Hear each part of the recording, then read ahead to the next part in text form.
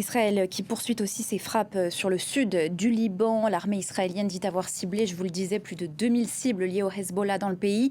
Elle affirme d'ailleurs dans un communiqué poursuivre des opérations terrestres dans le sud du pays du Cèdre. On retrouve notre envoyée spéciale sur place, Julie Dungeloff. Elle nous fait le point sur la situation dans la ville chiite de Nabatieh.